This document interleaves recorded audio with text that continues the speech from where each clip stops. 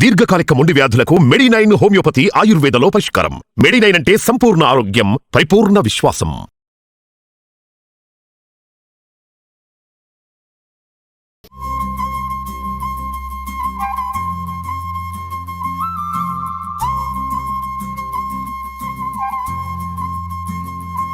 Welcome to Suman TV. ఈరోజు ఒక variety పులుసు చేసుకుందామండి. మామూలుగా మనం ముక్కల పులుసు చేసుకుంటాం కదా, ఈ ముక్కల పులుసుని కుక్కర్లో చేయటం. తర్వాత ముక్కల పులుసుకి మనం ఏం చేస్తాము, కొంచెం సాంబార్ పొడి ఏదైనా కొద్దిగా వేసుకుని తర్వాత కాస్త బియ్యపిండి లాంటివి పెడితే పులుసుకి చిక్కదనం వస్తుంది. పప్పు లేకుండా చేసేది. ఇవాళ శనగపిండి వేసి చేసుకుందాము. బాగుంటుంది డిఫరెంట్గా. ఎప్పుడైనా ఒకసారి ట్రై చేయొచ్చు, నచ్చితే రెగ్యులర్గా చేసుకోవచ్చు. కూర ముక్కలు ఏ ఉన్నా పర్వాలేదండి. అంటే మనం పులుసులో వేసుకునే రకరకాలు ఉంటాయి కదా, సొరకాయ, గుమ్మడికాయ, తర్వాత ఏమో వంకాయ, బెండకాయ, బీన్స్, చిక్కుళ్ళు, తర్వాత బఠానీలు లాంటివి ఏమైనా నానబెట్టి ఉంటే అవి, అలాంటివి ఏవైనా వేసుకోవచ్చు. బాగుంటుంది వెరైటీగా. వంకాయలు ముందు కట్ చేయలేదు, మిగిలిన ముక్కలు కట్ చేసాం. ఉల్లిపాయ ఎక్కువ వద్దు, జస్ట్ 2 ముక్కలే వేసుకుంటాము. కొంచెం స్టవ్ మీద ఒక చిన్న కుక్కర్ పులుసు చేసుకునేందుకు వీలుగా, మీ దగ్గర ఏ సైజు ఉంటే ఆ సైజు. విడిగా కూడా చేయొచ్చండి, ఇలా చేస్తే చాలా తొందరగా అయిపోతుంది. కొద్దిగా మెంతులు వేద్దాము, ఒక 1/2 స్పూన్ కంటే కూడా తక్కువ. తర్వాత ఒక చిటికెడు ఆవాలు, చిటికెడు అంటే శాస్త్రానికి చెప్తున్నా కానీ వేయాలండి, ఒక 1/2 స్పూను. తర్వాత కొంచెం జీలకర్ర, ఆవాలు పేలిపోయాక. ఎండుమిర్చి వేయట్లేదండి, కొంచెం పచ్చిమిర్చి, అల్లం ముక్కలు తరిగి పెట్టాను చూడండి అది, ఇంగువ, కరివేపాకు వేద్దాము. దీంట్లో ఏం చేస్తానంటే మన పులుసుకి సరిపడా ఒక 2 స్పూన్ల శనగపిండిని వేసేద్దాం నూనెలో.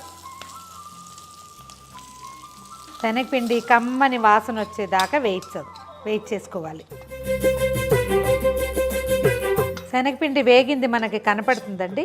కొంచెం ముదురు రంగు రానిచ్చి బాగా వాసన గుమగుమలాడేలాగా వెయిట్ చేసుకోవాలి. పచ్చి పూర్తిగా పోవాలన్నమాట. ఇప్పుడు ఇందులో మనం కట్ చేసి పెట్టుకున్న ఉల్లిపాయ ముక్కలు వేసేసరికి వేపు ఆగిపోతుంది. తర్వాత తీయ గుమ్మడికాయ ముక్కలు, తర్వాత బెండకాయ ముక్కలు, ఒక టమాటాని పొడుగ్గా తరిగానవి,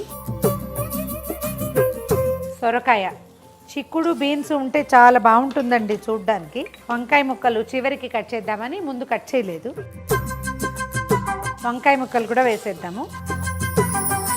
ఒక 1/2 స్పూను పసుపు, ఈ ముక్కలకి పులుసుకి సరిపడా ఒక స్పూన్నర దాకా ఉప్పు పడుతుంది. 1 స్పూను కారం. సాంబార్ పొడి వేసుకోక్కర్లేదండి. ఇందులో మనం వేసిన శనగపిండి, అల్లము, తర్వాత ఇదిగో ఇప్పుడు వేయబోతున్న ధనియాల పొడితోటి దీని టేస్ట్. ఒక 2 స్పూన్ల ధనియాల పొడి వేసాం. సుమారుగా ఈ కుక్కర్ సైజు ఇప్పుడు మనం వేసిన ముక్కలకి ఒక నిమ్మకాయ ఇంత చింతపండు పడుతుంది. చింతపండు నీళ్ళల్లో నానబెట్టి రసం తీసి పెట్టుకుని అది వేసేసుకోవాలి. 1 నిమిషం ఏం చేద్దామంటే ముక్కల్లో కొద్దిగా నీళ్ళు పోద్దాము.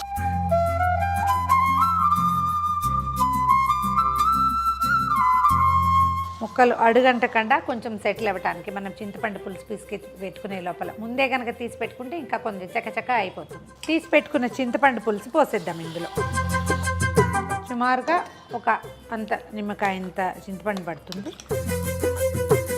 కనిపిస్తుంది కదా దీని కన్సిస్టెన్సీ మనకి. ఇప్పుడు శనగపిండి ధనియాలతోటి ఇది ఉడికి చిక్కపడిపోతుంది అనమాట.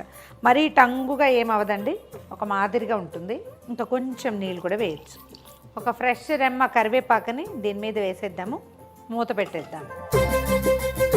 కుక్కర్ హై ఫ్లేమ్ మీద 2 విజిల్స్ రానిస్తే సరిపోతుందండి. ముక్కలన్నీ ఉడికిపోతే పులుసు కూడా చిక్కబడిపోతుంది. తర్వాత మూత తీసుకోవటము, ఉప్పు సరి చేసుకుని కొంచెం కొత్తిమీర చల్లి సర్వ్ చేసుకోవటమే.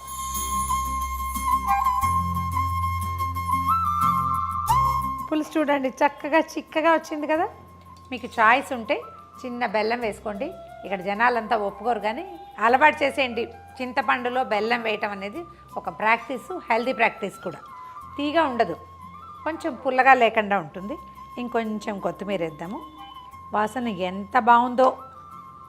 పొద్దున్న చేస్తే రాత్రికి ఇంకా ఎక్కువ టేస్టీగా ఉంటుందండి. ఇంకా చిక్కగా కావాలి పులుసు అని భావిస్తే ఒక 1/2 స్పూను శనగపిండి వేసుకోవచ్చు. కానీ చల్లారాక ఇది ఇంకా కొంచెం చిక్కగా అవుతుంది. ఇప్పుడు వేడిగా ఉంది కదా, చల్లారిన కొందికి చిక్కబడుతుంది. ఎంతో బాగుంటుంది. ట్రై చేసి చూడండి. బియ్యపిండి వేసే అలవాటు ఉన్నవాళ్ళు ఇది ఒకసారి చేసి చూస్తే శనగపిండి వేస్తే కూడా బాగుంటుందని తెలుస్తుంది. ఘుమఘుమలాడే కుక్కర్లో ముక్కల పులుసు ట్రై చేసి చూడండి.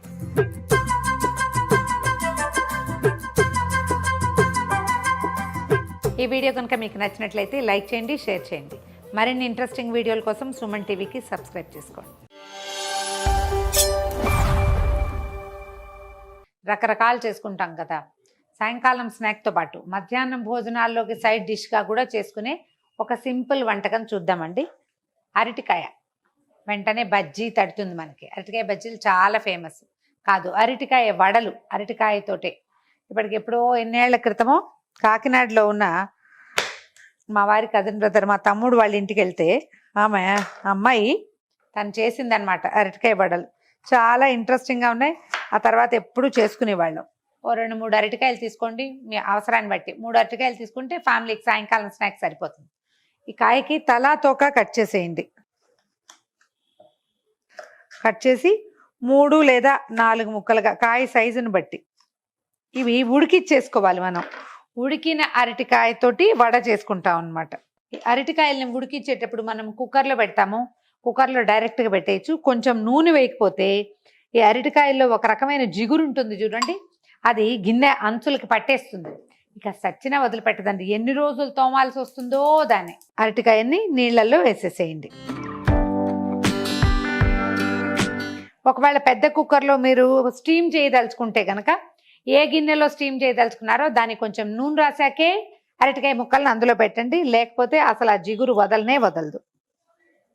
మామూలుగా 3 విజిల్స్ వచ్చేదాకా స్టీమ్ చేసి మనం అన్నం వండుకున్నట్టే అన్నమాట. ముక్కలు ఉడికిపోవాలి అంతే. మూత పెట్టేద్దాము. మూత పెట్టి 3 విజిల్స్ వచ్చాక ఆఫ్ చేసేయండి. చల్లారాక కాయలు వాటిని ముక్కల్ని నీటిలోంచి తీసేసేయటము, తోలు వలిచేసుకోవటమే అనమాట. అరటికాయ ముక్కలు ఉడికిపోయినాయండి. కొంచెం వేడిగా ఉంది కదా, కాస్త చల్లారుతుంటే మీరు తోలు తీసేయచ్చు. బాగా ఉడికిపోతే చక్కగా ఊడొచ్చేస్తుంది. కొంచెం వేడిగా ఉంది, వెంటనే తీయాలి, చకచకా పని చేయాలంటే అవ్వదు. కాస్త గ్యాప్ ఇస్తే ఈజీగానే ఊడొచ్చేస్తుంది. ఓ ఘాటు పెడితే చాలు, మొత్తం అంతా వచ్చేస్తుంది. కొంచెం చల్లారితే చేయి పెట్టగలరు, వేడిగా ఉంటే చేయి పెట్టలేరు. కాస్త దీన్ని ఒత్తేసేయండి, మొత్తం అన్ని ముక్కలు కలిసిపోయేలాగా. ఇది లేపైనా పర్వాలా, మనం గరిటెతోటో పప్పు గుత్తితోటో చేతితోటో దీన్ని చక్కగా మ్యాష్ చేసేయటమే. ముద్ద చేయాలన్నమాట. దీన్ని ముద్ద చేశాక దీంట్లో ఏమేం వేయాలో చూద్దాం. ఒక 3-4 స్పూన్ల బియ్యపిండి,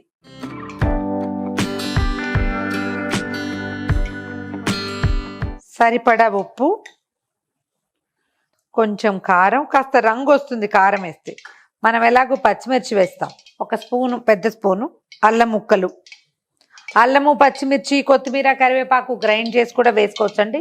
ముక్కలు పాళంగా ఉంటే బాగుంటుందని. అల్లము, పచ్చిమిర్చి, తర్వాత కాస్త కరివేపాకుని సన్నటి ముక్కలు తరిగాను అవి, తర్వాత కొత్తిమీర, ఒక స్పూను జీలకర్ర, ఒక పెద్ద ఉల్లిపాయ ముక్కలు వేసేద్దాం. పాత్ర తడిగా ఉందని నా డౌట్. ఒక మాటు పైనుంచి కిందకి మొత్తం కలిపేయండి. నీరు అవసరం ఉండకపోవచ్చు, కాస్త చేతితోటి కలిపేసరికి ఇదంతా సెట్ అవుతుంది.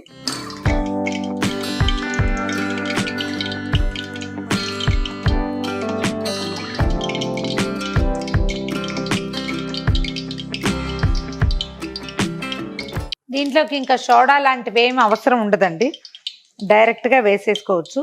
మీకు ఏమైనా ఇంట్రెస్ట్ ఉండి అవి ఇంకా ఫ్లఫీగా రావాలంటే వేసుకోవాలి, కానీ లేకపోతే ఏమి అవసరం ఉండదు. చక్కగా కరకరలాడుతూ వేగుతాయి. పిండి ఆ శాంతం కలిపేసేయండి. నూనె కాగిందో లేదో చూద్దాము. నూనె కాగిపోయింది. కొంచెం సిమ్లో పెట్టి వీటిని ఒక్కసారి తడిచేయి చేసుకుని ఉండలు చక్కగా ఉండలు చుట్టి పెట్టేసుకుంటే ఒక ఉండ తట్టి మనం మసాలా వడ ఎలా వేసుకుంటాము అట్లా వేసేసుకోవటమే. ఇలా మీరు కందని కూడా చేసుకోవచ్చు. కంద వడలు పల్చగా చేయాలి. కందలో బియ్యపిండి వేసుకోవచ్చు, కందిపొడి వేసుకోవచ్చు, పెసరపిండి వేసుకోవచ్చు, ఏదైనా వేయచ్చు. కానీ మందంగా చేయడానికి వీలేదు. కొంచెం పల్చగా చేసి ఒత్తుకుంటే చాలా బాగుంటుంది. ఉండలు చేసుకుందాం. ఇది ఏదైనా ప్లేట్ మీద దేని మీదైనా ఒత్తుకోవచ్చండి, మన అలవాటుని బట్టి చేయటమే. ఆ నూనె కవర్లు వాటి మీద కూడా ఒత్తుకోవచ్చు. మనకి ఎట్లా అలవాటు ఉంటే అట్లా చేతితోటి కూడా చేసి వేసేసేయచ్చు. చూడండి, నూనె మీద వత్తాల్సిన పని లేదు. కొంచెం తడిచేయి చేసుకుంటే ఇది కరెక్ట్ గుడ్ షేప్లో వచ్చేస్తుంది. అంచులు పగిలిపోకుండా చేయండి అంతే.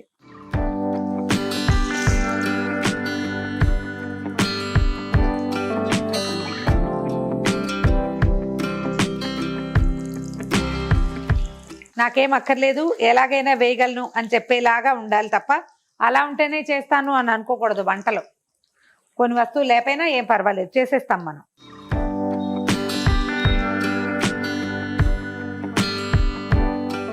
మనం ఒక్కొక్కటి తీసేస్తూ ఇంకోటి ఎక్స్ట్రా యాడ్ చేసుకుంటూ చేయొచ్చు. ఇంకొంచెం ముదురు రంగు రానివ్వచ్చు. ఇది చూడండి క్రిస్ప్గా ఉంది కదా, ఇంకొక నిమిషం ఉంచితే లోపల నుంచి కూడా క్రిస్ప్గా అవుతుంది. భయపడద్దు, దబక్కని పడేయద్దు. స్లోగా వదిలిపెడితే అది చిటిచిట్లాడదు, కొంచెం స్లోగా వస్తుంది, ఈజీగా ఉంటుంది. ఫస్ట్ వేసింది తీసేద్దాం, మనకు కనపడుతూ ఉంటుంది. ఇది తేలింది చూడండి, తేలింది ఎలా గలగలలాడుతుందో చూడండి. ఇప్పుడు ఇందాక వేసింది ఇదిగో ఇది. వంట ఏమి బ్రహ్మ విద్య కాదండి, ఏదైనా సరే చేస్తుంటే అదే వస్తుంది. లాస్ట్ వాయి వేస్తున్నాము. ఇది చూడండి, చేత్తో ఇలా సింపుల్గా ఒత్తేసుకోవచ్చు. ఎవరైనా సహాయం ఉంటే ఇంకా ఈజీగా ఉంటుంది. కొంచెం బాగా క్రిస్ప్గా వేగేదాకా ఉంచండి. వెంటనే చకచకా తీసేస్తే లోపల వేగదు. కొద్దిగా సమయం ఇవ్వాలి. పైకి తేలిన తర్వాత కాసేపు నిదానంగా వేగనిచ్చి తీసుకోవాలి.